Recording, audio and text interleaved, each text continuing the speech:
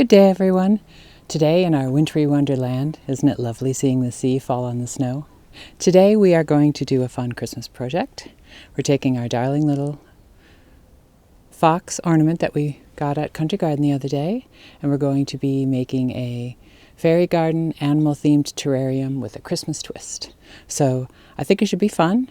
I might get a fire going. I'll have some hot chocolate and watch the snow fall and smell the hot glue gun, and we'll get to work making our fun animal-themed fairy garden.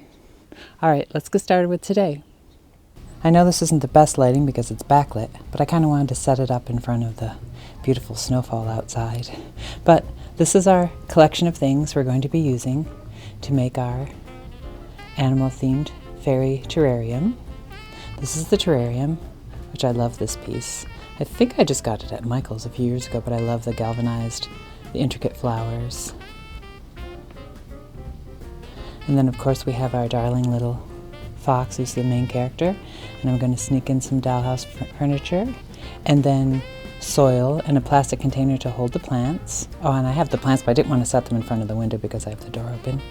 And then of course our Christmas tree shop finds we did in November.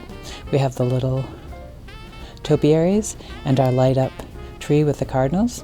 So let's get started and see what we can come up with for our little fox friend here to have a lovely Christmas home.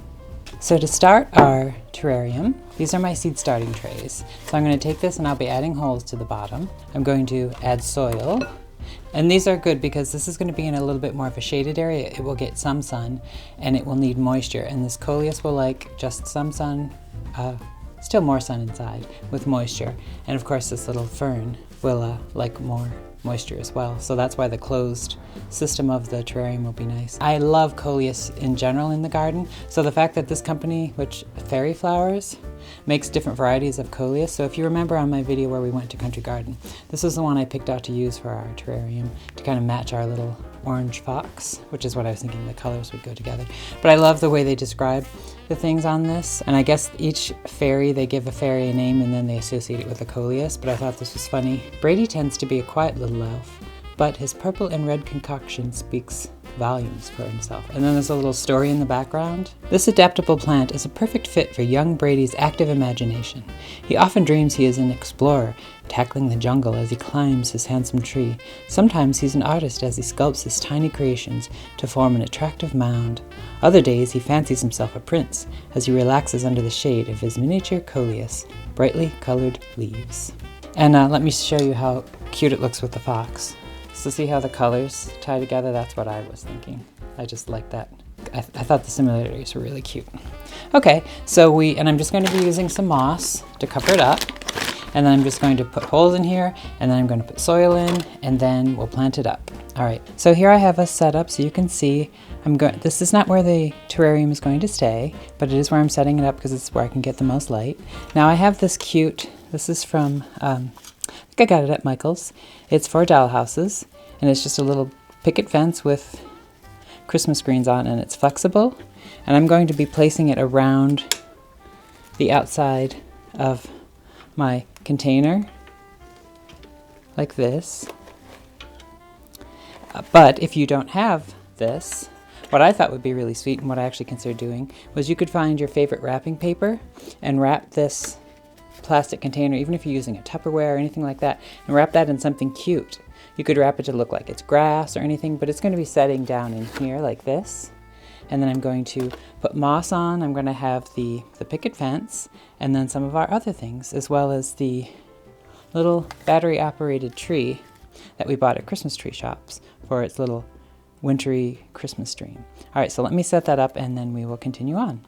As I'm putting in the little lighted tree, a trick I like to do sometimes when I'm making fairy gardens or miniature gardens is see there's this cord that I have to deal with, or if you have unsightly things that you need to deal with, sometimes taking this moss and just leaving it as a larger clump like this, and doesn't it also look like another little living bush in the background? So just a little tip that if you have unsightly things to do, this simple moss like this, which I think I just got this at Home Depot or at Country Garden, either or. It's just preserved moss. But it gives it that green look, and it's preserved so it stays that green color. And these are just little stone urns that are meant to be used in a dollhouse to make a garden area. And so obviously I wanted this to be like a little garden fantasy. So I just placed these in the center, and then I used aquarium gravel at the base.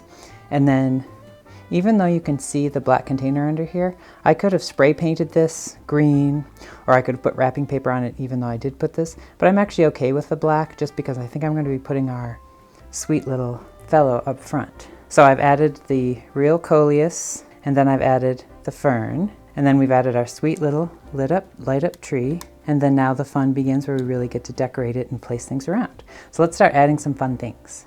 So now comes the fun part of just kind of like playing with it and decorating it. So I think I want our little fox friend to sit on a chair at the opening of the garden. However, actually, you know what? I want to put stepping stones down as well. I want this to look like the entrance of a garden. So you get that feeling of it being a garden path leading into the distance, like so. And then I'm going to put our little chair in the garden path. So I think placing the little chair there will be sweet. Get the look of the garden coming in. And then we have our little fellow. Now I am keeping his bit to hang from a tree because in the future I probably will want to use him as a tree ornament or something. So let's place him on his chair in his little garden. And now for the fun accoutrement, this darling little bird bath. So let's put that in the garden. And because this is soil, I'm going to actually stick that down in here. If you remember at Christmas tree shop, we got these little decorative topiaries. So these have little indentations in the top, so I'm going to put those there just to add to the little fox's estate in his little country garden. And let's give him a little watering can. Put that on the garden wall. It's funny, I like to do miniatures since I'm very tall and I have large hands. But yet I've always enjoyed playing with tiny things. There we go. Watering can on the stone wall. We also have these darling little miniature garden tools. So wouldn't it be sweet if we have maybe a spade leaning here because maybe Mr. Fox was just taking a break. And then we also have our air plant, which I bought because it has those pinky red tones. And I think just because it's an air plant, it will do fine just sitting in here as another plant. Now that's very, very simple. Well, actually, maybe it isn't simple. I do have a lot of things in there. Maybe for now, I'll put a little gift in here as if Father Christmas has come and left a gift in the bird bath. All right, let me close it up and see if I can get a better shot of it overall. I'm definitely a maximalist and not a minimalist, so I have a large collection of little things. So this gives me a way to take them out and enjoy them and play with them and not feel like I've collected things that are just going to sit somewhere and gather dust. So, all right, let me see. I'll close the lid and see if I can get some better shots of this.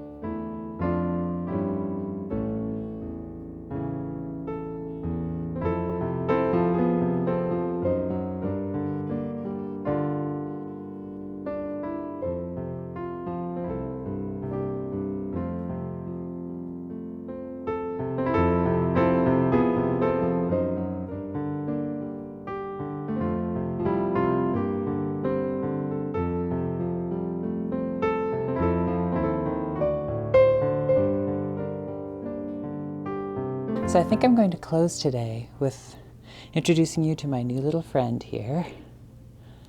I hope she's focusing. She's super, super sweet. This is Oona, and I named her Oona because the Latin for solitary is unum, and the Latin for one is unus, and uno or una is one in Spanish, Oona being the feminine. And I also love I think it's a Gaelic name, Oona.